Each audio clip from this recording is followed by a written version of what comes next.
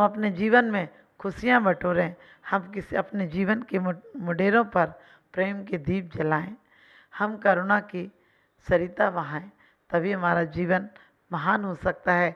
बातें करने से महान नहीं होता है।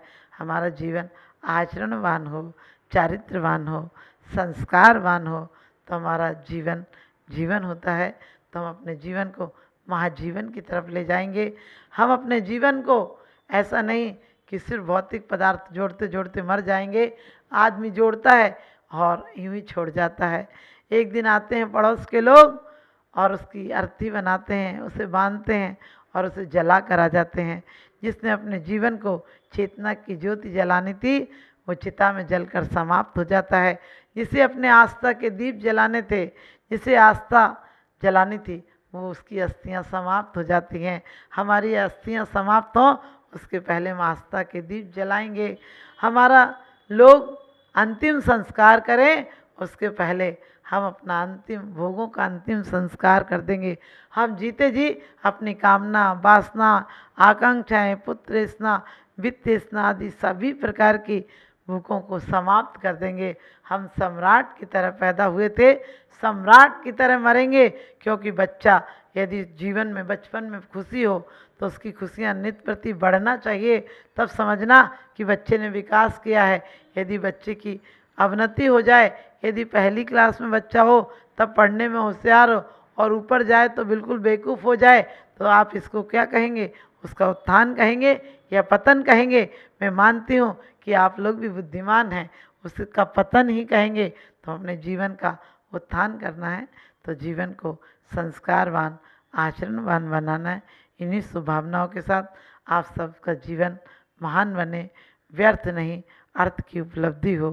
इन्हीं शुभभावनाओं के साथ आप सब भी परमात्मा बने, मेरा आशीर्वाद। यत्र भावम शिवम दत्ते द्वैकीय दुर्वर्तिनी यो नत्यासी गभ्युति कोसा किम ससीदिते। जब आदमी जिन भक्ति रूपी परिणामों से, जिन विशुद्ध परिणामों से यदि वह मोक्ष जा सकता है तो वह स्वर्ग चला जाए तो क्या बड़ी बात है। इसी प्रकार से हमारे आचार्यों ने कहा है कि हम अपने परिणामों पर ध्यान दें, अपने विचारों पर ध्यान दें कि हमारी गति किस तरफ जा रही है, तो हम मोक्ष भी जा सकते हैं। कभी आदमी मायूस बनकर नहीं जीना चाहिए। ये नहीं सोचना चाहिए कि हम क्या नहीं कर सकते हैं।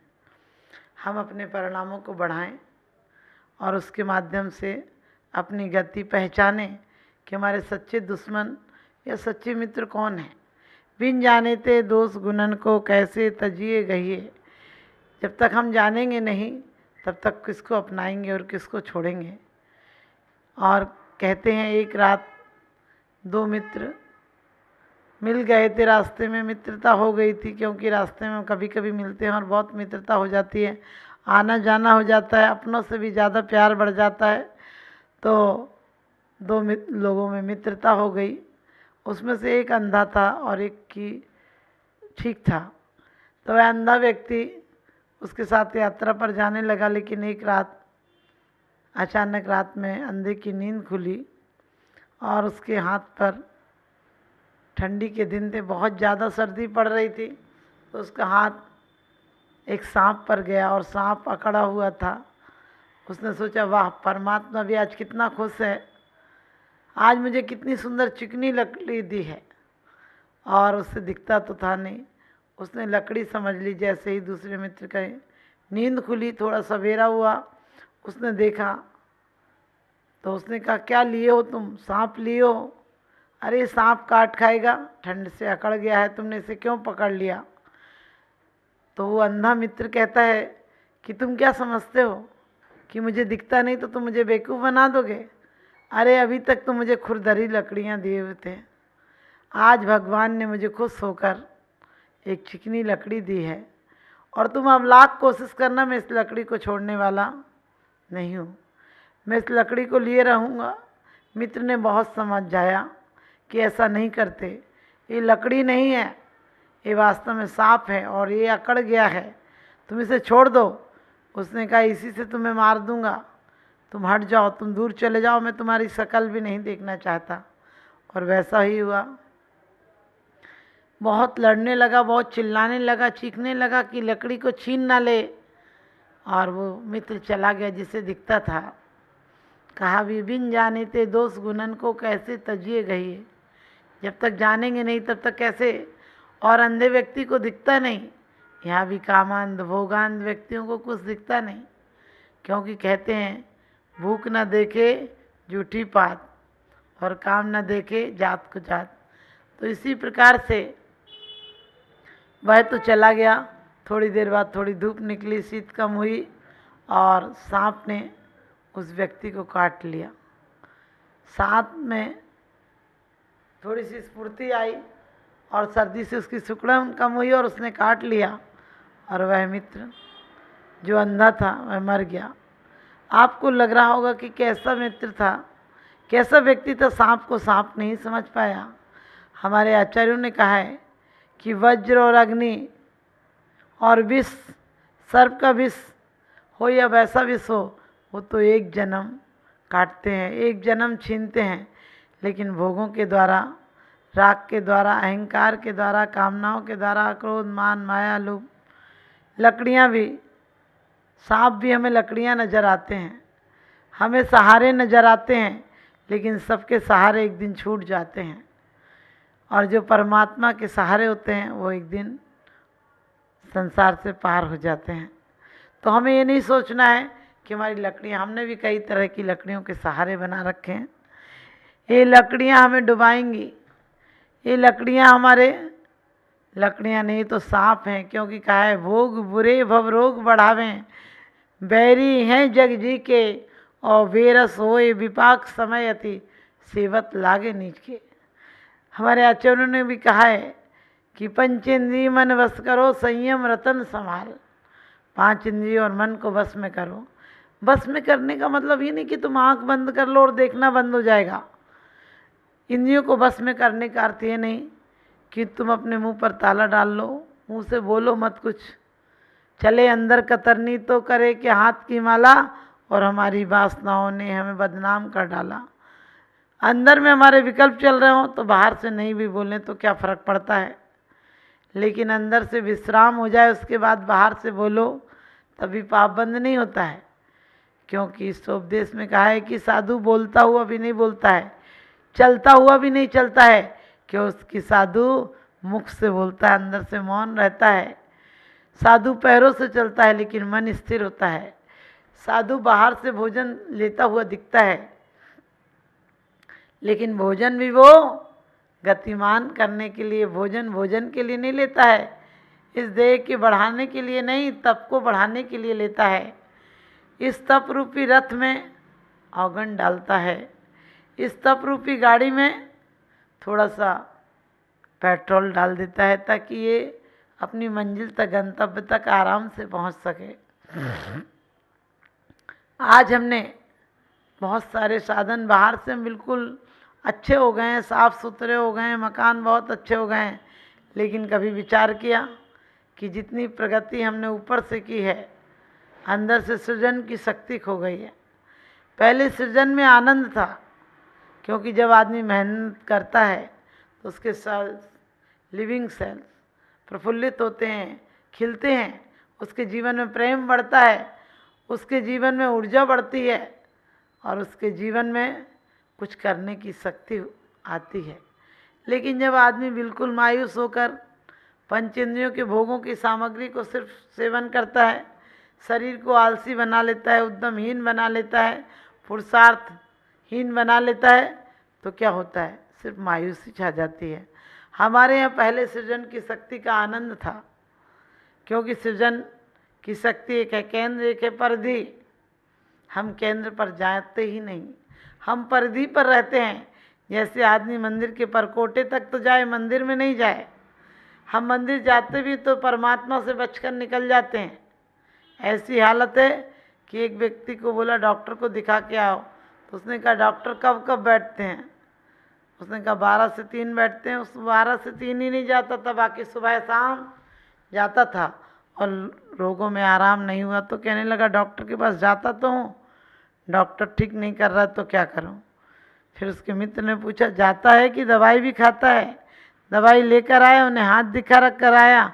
बोला हाथ दिखा कर तो नहीं आया, मैं जाता ही ऐसे टाइम हूँ जब डॉक्टर नहीं मिलता है। आप भी ध्यान रखना, हम मंदिर भी आते हैं, हम सब कुछ अपना मार्केट साथ में लेकर आते हैं, मंदिर में भीख मांगने के लिए आते हैं। भिखारियों में कोई अंतर नहीं होता है, वस्त्रों का भिखारी होता है, क्योंकि वस्त्र यदि उतार दो तो भिखारी और साहूकार एक सा हो जाएगा, पहचान भी नहीं पड़ेगा। आज वस्त्रों का भिखारी है, एक बाहर से भिखारी है, एक अंदर से भिखारी है। जो सड़क पर भीख मांगते हैं वो बाहर के भिखारी हैं, और जो अंदर में भोग कामनाओं की भीख मांगते हैं वो अंदर के भिखारी हैं। अंदर के भिखारी बड़े भयंकर होते हैं। अंदर की भिखारी का भिखारीपना कभी समाप्त नहीं होता है। तृष्णा नागिन ज्यों ज्यों डंके लहर जहर की आवे, मैं चक्री पद पाए निरंतर, भोगे भोग घनेरे, तो भी तनिक भये नहीं पूरन, भोग मनोरथ मेरे। ध्यान रखना, क्या भोगोगे? स्वर्ग में इतने दिनों तक भोग कराए हो, इतनी इतनी देवियाँ, इतने इतने स्वर्ण आभूषण, फिर यहाँ सोना इकट्ठे करने में लग गए। इतनी देवियाँ, 3-3 करोड़ देवियाँ, इतने तत्व चर्चा करने वाले मित्र, और उसको छोड़कर आए, फिर यहाँ मित्र बनाने लगे। मतलब की दुनिया होती है, वहाँ कौन किसी का होता है। अक्सर धोखा दे देते हैं वही जिन पर भरोसा होता है। दोस्त बनकर दगा देते हैं, दोस्त बनकर दगा देते हैं, प्यार के बदले में सजा देते हैं। एक माँ बाप का दिल ही तो ऐसा है, एक माँ बाप का दिल ही तो ऐसा है, वरना कौन मुफ्त में दुआ देते हैं।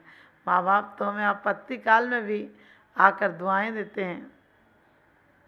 एक माँ के बेटे ने माँ को पीट दिया, सिर फट गया, गांव की महिलाएं उसे हॉस्पिटल ले गईं, और जब ले जा रही थी तो एक महिला ने कहा ऐसा बेटा होता नहीं तो ही अच्छा था, मर जाता तो अच्छा था।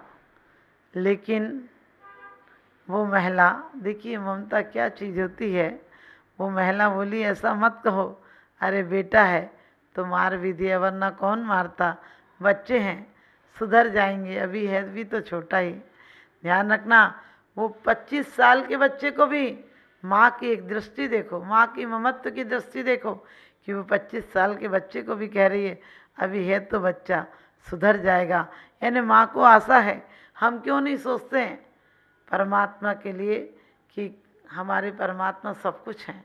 हम एक बालक के समान हैं जो अपनी माँ का, अपने गुणों रूपी माँ का सिर फोड़ने पर तैयार हैं, उनकी अवहेलना करने पर तैयार हैं। आपके हाथ में भी बहुत तरह के सांप हैं, बहुत कामनाओं के, वासनाओं के, स्वार्थों के, परिवारों के, संपत्तियों के सांप हैं। ये सब सांप आपको मौत के समय श्राप दे देंगे। आपको मौत के समय बहुत अफसोस व्यक्त करना पड़ेगा कि काश इन्हें नहीं भोगता, क्योंकि आँखों से परमात्मा के दर्शन भी किए जाते हैं। आँखें बुरी नहीं हैं, आँखें तो परिधियाँ हैं, इंद्रियाँ तो परिधि हैं, आत्मा केंद्र है। इंद्रियाँ तो कारण है, कार्य क्या करना है हमारे ऊपर निर्भर है, हमें क्या किस तरफ अपने कदम बढ़ाना है। क्योंकि पैर मंदिर भी चले जाते हैं, पैर मधुशाला भी चले जाते हैं, ये हाथों से आशीर्वाद भी दिए जा सकते हैं, इस मुख से भगवान का नाम भी लिया जा सकता है, और इस मुख से गालियाँ भी बकी जाती हैं। सब देखें, गालियों में भी और गीतों में भी। हम गालियाँ देते हैं तो वैमनस्य बढ़ता है, हम गालियाँ देते हैं तो हमारी स्वयं की भी ईर्ष्या बढ़ती है, हम गालियाँ देते हैं तो हमारा मत्सर भाव होता है, किसी को नीचा दिखाने का भाव होता है, गिराने का भाव होता है। लेकिन हम जब गीत गुनगुनाते हैं तो वही गीत एक दिन परमात्मा की आराधना और उपासना बन जाते हैं। और वही कहा है जो योगन की चपलाई, ताते हैं आश्रफ भाई, कहा है छैडाला में, नमो त्रियोग समार के, नमो त्रियोग समार के। यानी मैं तीनों योगों से नमस्कार करता हूँ, मन से भी, वचन से भी, काया से भी। जब नमस्कार कर रहे हो तो हमारा मन कैसा होना चाहिए? शुद्ध शांत सरोवर की तरह होना चाहिए, झील की तरह होना चाहिए, जिसमें कि कोई तरंगे नहीं चल रही हैं, और तरंगे नहीं चल रही इसलिए हम अपना प्रतिबिंब आसानी से देख सकते हैं। आप कुछ भी फेंकिए झील में, चाहे कंकड़ फेंको, चाहे हीरे फेंको, चाहे मोती फेंको, चाहे माणिक फेंको, झील में जाएगा कुछ तो झील में हलचल मच जाएगी, और झील शांत होगी तो अपना चेहरा भी दिखाएगी और हवा भी देगी, शीतलता तो देगी देगी। इसी प्रकार से हम अपनी अपनी जवान को शीतल मधुर कर्णप्रिय बनाएं। हमारे अभिप्रायों में भी कटुकता नहीं हो, हमारे अभिप्रायों में भी किसी को गिराने की भावना नहीं हो, तो समझ लेना तुम्हारी वाणी जिनवाणी बन जाएगी। वरना ये झूठ मन को बहलाने की बात है कि एक आध घंटे आते हो जिनवाणी के पेज पलट कर चले जाते हो। सच्ची भगवान के प्रति समर्पण और भक्ति तो यही है कि हम जो भी टाइम हो वो परमात्मा को दें, हमारा हर कृत्य परमात्मा की उपासना और आराधना बन जाए।